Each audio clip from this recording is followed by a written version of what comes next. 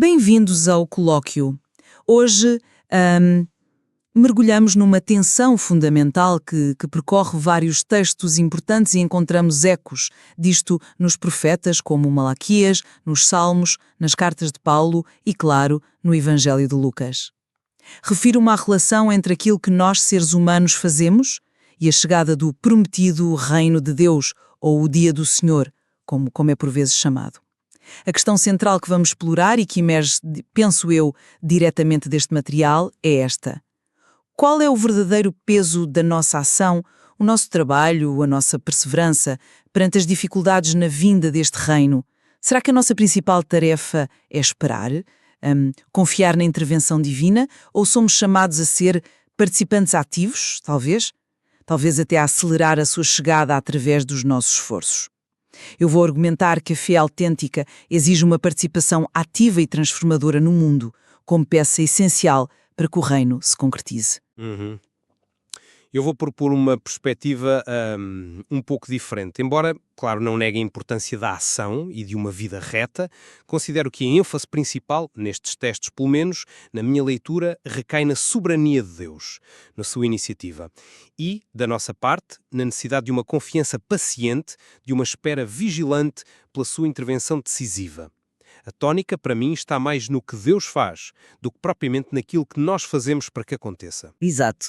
E a minha leitura destes textos, quando os vemos em conjunto, aponta para um apelo claro a uma resposta ativa, comprometida por parte de quem crê.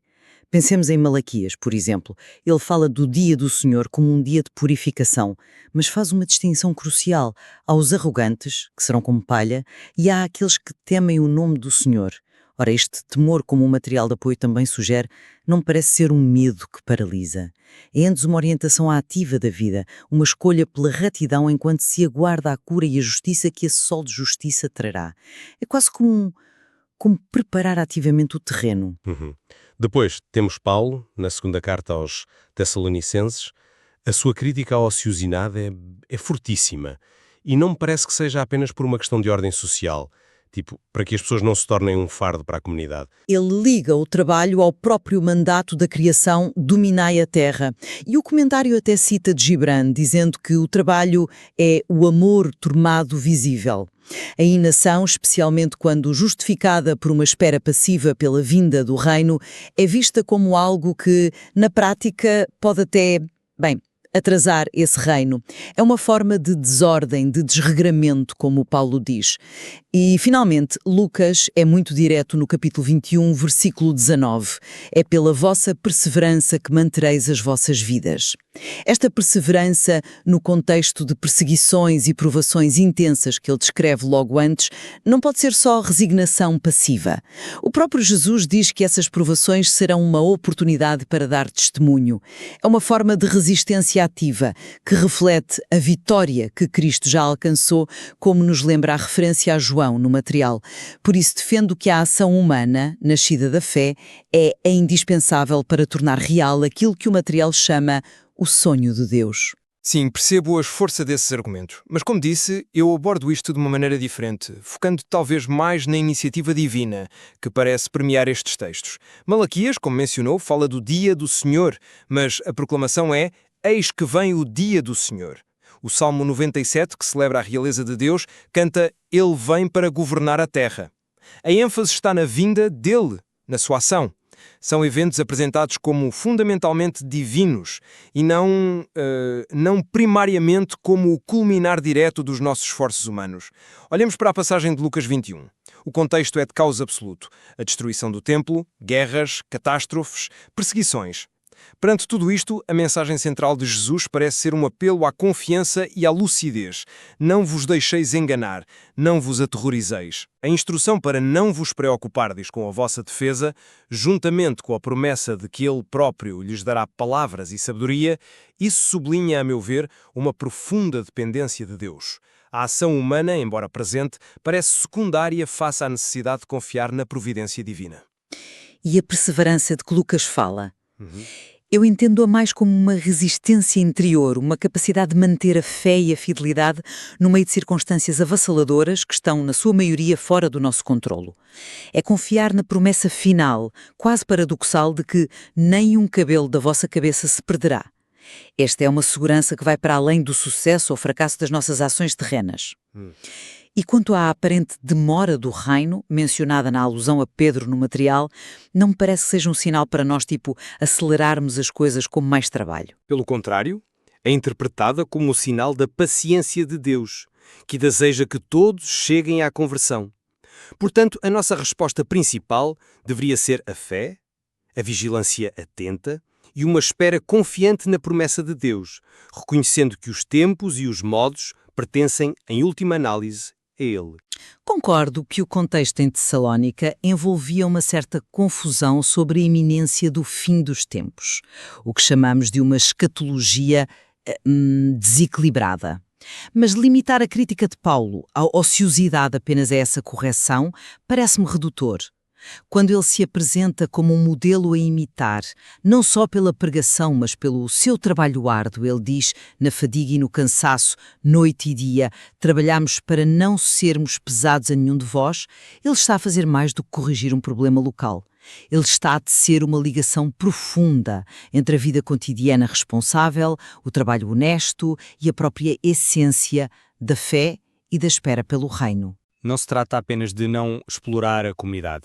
Trata-se de participar ativamente na ordem da criação, no propósito de Deus, que é fundamentalmente contrário ao desregramento, à desordem que ele critica naqueles que andavam ociosos. E recomenda a ideia de que o trabalho torna o amor concreto e sugere que o trabalho contribui ativamente para construir o sonho da terra, que é, no fundo, o reino de Deus a manifestar-se. Não é apenas uma questão de esperar passivamente, mas de participar ativamente na construção desse futuro, mesmo através das tarefas mais simples do dia-a-dia. Certo, eu valorizo o trabalho, sem dúvida, e a responsabilidade social que Paulo defende, mas continuo a ter algumas reservas em ligar esse trabalho cotidiano diretamente à aceleração ou à construção do reino escatológico final.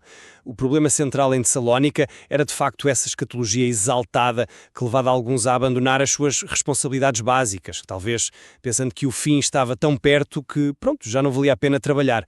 A ordem de Paulo é muito prática, trabalhar em calma para comer o pão que ganharam. É um apelo fundamental ao regresso à normalidade, à ordem social, à responsabilidade dentro da comunidade enquanto se espera ao Senhor. Parece-me mais uma correção de um desvio específico, uma chamada à sanidade e à ética comunitária no tempo presente, do que propriamente uma doutrina geral sobre como os nossos esforços laborais edificam ativamente o reino futuro de Deus. A ênfase, para mim, está na conduta ordenada e responsável durante o tempo de espera, não numa espécie de cocriação do futuro escatológico através do nosso trabalho. Fazer essa ligação direta entre o pão que ganhamos hoje e a construção do reino final parece-me uma extrapolação que o texto não sustenta assim tão explicitamente. O foco é a vida correta agora, na expectativa da vinda do Senhor. Mas essa vida correta agora não inclui uma dimensão ativa de testemunho, especialmente perante a adversidade. Voltemos a Lucas 21. A sua interpretação da perseverança como sendo primariamente interna é interessante, mas parece-me que o texto aponta para algo mais. Jesus diz especificamente que a perseguição vos levará a dar testemunho e depois afirma que é pela perseverança que os discípulos guardareis a vossa vida. Isto sugere-me mais do que apenas suportar passivamente as dificuldades. Parece indicar uma resistência ativa, uma firmeza que em si mesma demonstra a realidade e o poder do reino de Deus, mesmo no meio do sofrimento e da oposição mais feroz. É quase um eco visível daquela afirmação de Cristo registada em João e mencionada no material. Coragem, eu venci o mundo. Os crentes, através da sua perseverança ativa, manifestam essa vitória já conquistada. E a promessa de assistência divina de que lhes será dada linguagem e sabedoria a que os adversários não poderão resistir, não vem anular a ação deles. Pelo contrário, vem capacitá-la. A persistência nesta leitura torna-se uma forma dinâmica de participação na manifestação do reino, um testemunho ativo que desafia as forças contrárias. Reconheço a ligação entre perseverança e testemunho, claro, mas continuo a ver as coisas de modo diferente, talvez com mais ênfase no contexto avassalador que Lucas descreve. Estamos a falar de guerras, terremotos, fomes, epidemias, perseguições por parte das autoridades, traições dentro das próprias famílias eventos que, na sua maioria, ultrapassam largamente a capacidade de controlo individual. Nesse cenário extremo, a perseverança parece-me ser, primariamente, a capacidade de manter a fé intacta, de conservar a confiança em Deus apesar de tudo isto, sem ceder ao medo paralisante, ao pânico ou ao engano dos falsos profetas e messias que surgem nessas alturas. A promessa central, e talvez a mais radical, é da proteção divina última. Nem um cabelo da vossa cabeça se perderá. Isto aponta para uma salvação que vem de Deus e que transcende o resultado imediato da resistência humana terrena. O próprio texto admite que alguns serão entregues à morte. No entanto, a promessa de salvação final permanece válida. Portanto, a perseverança parece ser, acima de tudo, sobre permanecer fiel no meio da tribulação, confiando na intervenção e na salvação que vêm de Deus em última instância, e não tanto numa ação humana que consiga, por si só, alterar significativamente o curso desses grandes eventos cósmicos e históricos. A ênfase recai mais na fidelidade interior e na confiança na promessa divina do que propriamente na eficácia da ação exterior em mudar as circunstâncias. Mas essa fidelidade interior não tem que se manifestar exteriormente para ser genuína. E isto não nos leva de volta a Malaquias e ao Salmo 79, 88. Malaquias, como já disse, contrasta a palha da arrogância e da impiedade que será consumida com a cura que o sol de justiça traz para os que têm o nome. Argumentei e mantenho que este temor não é passivo, implica viver de acordo com a justiça de Deus antes da chegada desse dia. É uma preparação ativa, uma vida que já reflete os valores do reino vindouro. Da mesma forma, o Salmo 97, ou 98 na numeração hebraica, ao aclamar a vinda de Deus para governar a terra com justiça e equidade, não me soa como um simples convite a sentar e esperar. Pelo contrário, parece-me um poderoso estímulo à ação. Ao pintar um quadro da harmonia futura, lembrando as imagens de Isaías sobre a paz na criação, citadas no comentário, o salmista não está apenas a descrever o futuro, e está a inspirar a busca por essa justiça e harmonia agora. Viver justamente hoje torna-se uma forma de participar antecipadamente no estabelecimento desse reino, de alinhar a nossa vida presente com a realidade futura que esperamos e celebramos.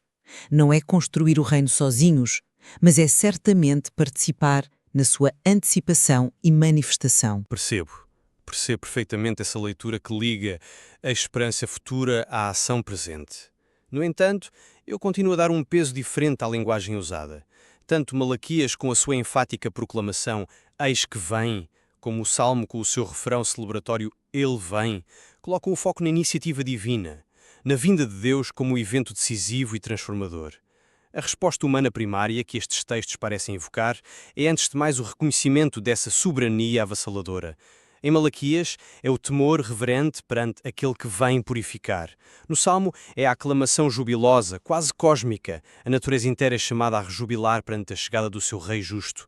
A purificação descrita por Malaquias, usando imagens fortes como o fogo do fundidor ou a lixívio do lavandeiro, como mencionado no comentário, são apresentadas como obras de Deus nesse dia decisivo. A nossa tarefa nesta perspectiva não é tanto construir esse dia através das nossas ações de justiça, por mais importantes que sejam, mas sim viver de uma forma que seja digna dele, aguardando-o com fé, esperança e reverência.